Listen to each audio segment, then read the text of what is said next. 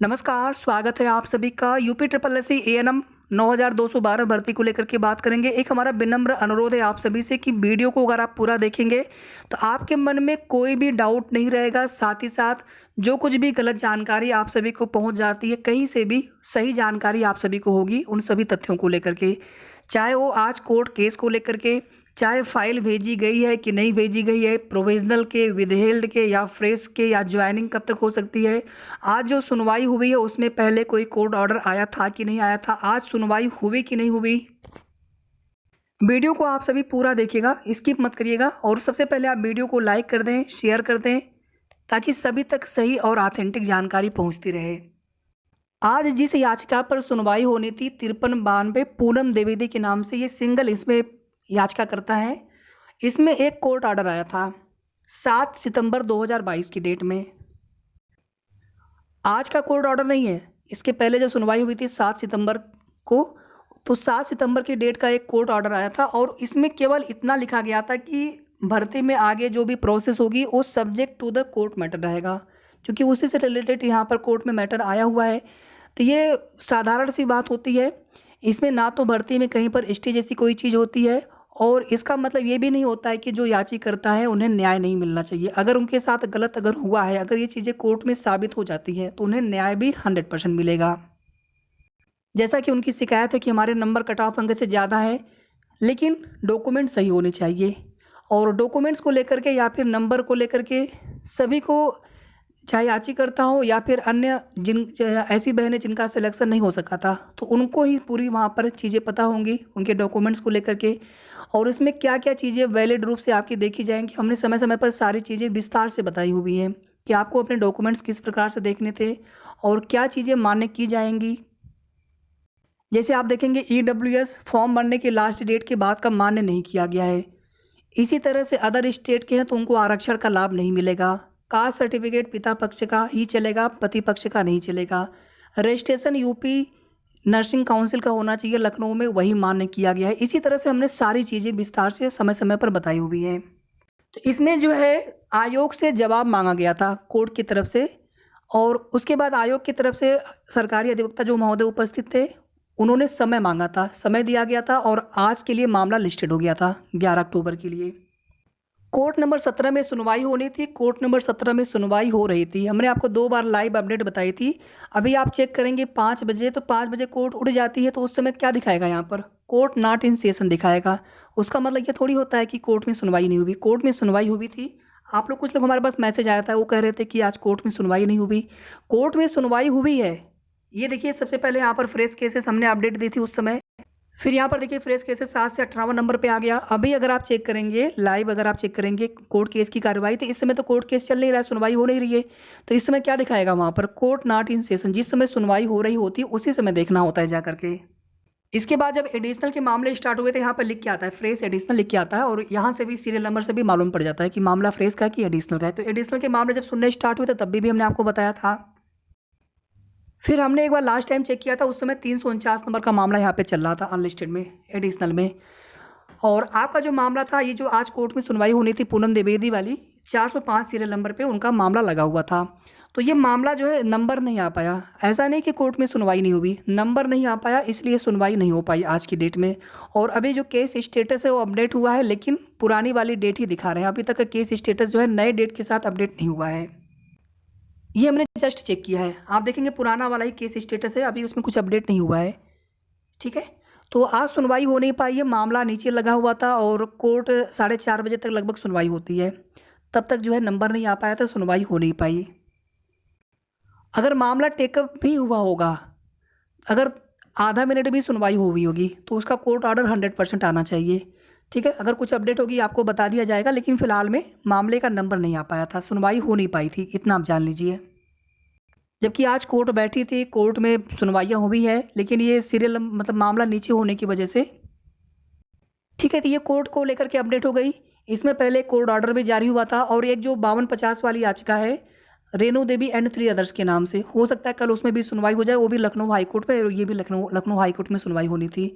उसमें भी एक कोर्ट ऑर्डर आया था, उसका भी हमने कोर्ट ऑर्डर आप सभी को दिखाया था, और उसमें भी जवाब मांगा गया था। चलिए, यहाँ तक तो बात हो गई कोर्ट अपडेट को लेकर के। वीडियो को आप पूरा सुनिएगा लास्ट तक, और सबसे पहले तो आप लाइक करके शेयर कर दीजिएगा आप सभी लोग, ताकि सभी तक जो है सही जानकारी पहुंचती रहे। जब भी रिजल्ट की फाइल विभाग को भेजी जाती है आयोग की तरफ से, उसके लिए कोई ऑफिशियल नोटिस नहीं आता है। वो आयोग का अपना एक विभागीय कार्य होता है, उनका इंटरनल कार्य होता है, गोपनीय कार्य होता है। ऐसा नहीं कि उसके बारे में आपको बताया जाएगा। जब आगे ज्वाइनिंग को लेकर के या प्रोविजनल की डीबी को लेकर के कोई प्रोसेस शुरू होगा, उसमें जब अभ्यर्थियों को बताना आवश्यक होगा, क्योंकि ज्वाइनिंग तो आपकी होगी, डीबी की नोटिस के लिए भी आपको जाना पड़ेगा, तो उसमें नोटिस आएगी। अब यहाँ पर फाइल भेज दी गई, इसमें आयोग को आपको बताना आवश्यक क्यों होता है? कुछ लोग बता रहे हैं कि उसमें नोटिस आती है।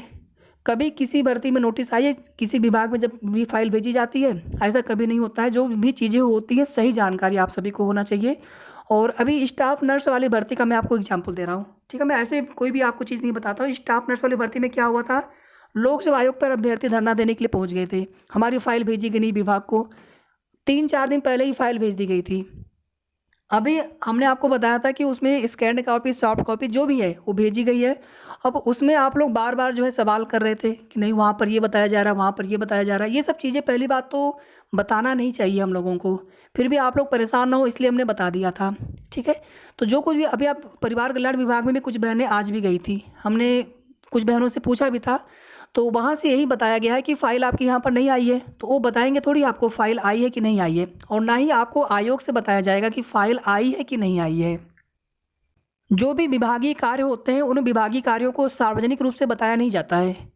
तो फिलहाल में अभी आप लोग ज्वाइनिंग को लेकर के या फिर फाइल गई कि नहीं गई, इन सब चीज़ों को लेकर के अभी आप लोग बिल्कुल भी परेशान मत होइए। और दूसरा देखिए, जो प्रोविजनल की बहनें हैं, आप लोगों की डीबी जब से भी होनी होगी उसके लिए नोटिस आ जाएगी। और ऐसे यहाँ पर कोई भी अपडेट हम आपको नहीं देना चाहते हैं कि किसकी फ़ाइल गई, किसकी फ़ाइल नहीं गई, प्रोविजनल की फ़ाइल गई कि नहीं गई, विदहेल्ड की गई कि नहीं गई। आप सबकी ज्वाइनिंग साथ में होनी है, इतना आप सभी को हमने बहुत पहले बताया हुआ है।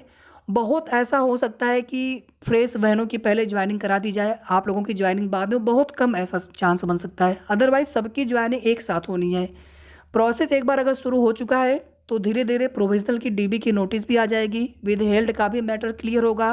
प्रोविजनल की डीबी विभाग से ही होना चाहिए, आयोग से भी करवाया जा सकता है, ये उन लोगों के ऊपर निर्भर है। इसमें हम आप कुछ भी नहीं समझ सकते हैं, हम आप केवल अनुमान लगाएंगे भी, लेकिन वो अनुमान का क्या मतलब होगा? जब नोटिस आएगी तो चीज़ें समझ में आ जाएंगी कि प्रोविजनल की डीबी कहाँ से होनी है, आयोग से होना है कि विभाग से होना है। तो पहले से आप लोग बिल्कुल भी परेशान मत होइए। और एक चीज़ मैं आप जितनी भी सिलेक्टेड एएनएम बहनें, मैं आप सभी को एक चीज़ और बता देना चाहता हूँ कि जो कुछ भी आपको ये बताया जाता है या फिर आप लोग पूछते हैं कि भर्ती में स्टे ऐसे नहीं लग जाता है।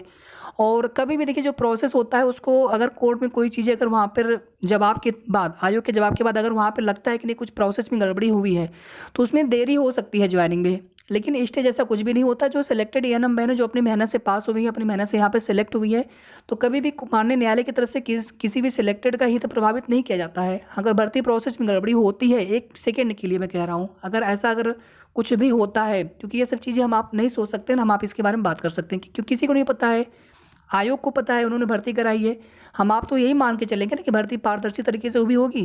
तो उसमें जो कुछ भी चीज़ें होंगी वो आप उसको छोड़ दीजिए कोर्ट मैटर पे। आप लोग जो सिलेक्टेड बहन है केवल ज्वाइनिंग पर फोकस करें, और जिन बहनों का सिलेक्शन नहीं हुआ है, किसी भी तरह से किसी के ऊपर भी आरोप प्रत्यारोप हमें नहीं करना चाहिए। वो अपने न्याय के लिए, संघर्ष के लिए लड़ रही है, उसमें क्या सही है क्या गलत है हमने समय समय पर उन बहनों को भी बताया है कि आपका मामला, अब किसी ने कास्ट सर्टिफिकेट पति पक्ष का लगा करके अगर हम कोर्ट में जाएंगे तो हमें वहाँ से कैसे मिलेगा न्याय, क्योंकि वो चीज़ें मान्य ही नहीं होंगी।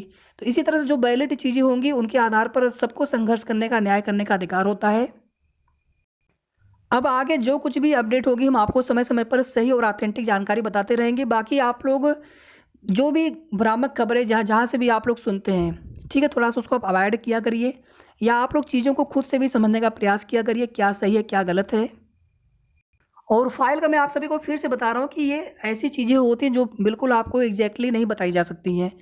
इसमें जो कुछ भी चीज़ें थी हमने आपको पहले बता दिया था। अब इसमें आगे क्या होना है क्या नहीं होना है, ये आपको आगे खुद देखने को मिल जाएंगे। फिलहाल में आयोग के ऊपर है, विभाग के ऊपर है, सरकार के ऊपर है। अगर वो लोग चाहेंगे तो इसी महीने भी लास्ट तक, अक्टूबर के लास्ट तक भी ज्वाइनिंग करा सकते हैं, उनके ऊपर है। अक्टूबर के लास्ट तक भी ज्वाइनिंग लेटर दिए जा सकते हैं। तो आप सभी धैर्य बनाए रखिए, और आगे की जो भी सही और ऑथेंटिक जानकारी होगी आप सभी को समय समय पर हमारे चैनल के माध्यम से सूचना मिलती रहेगी। धन्यवाद।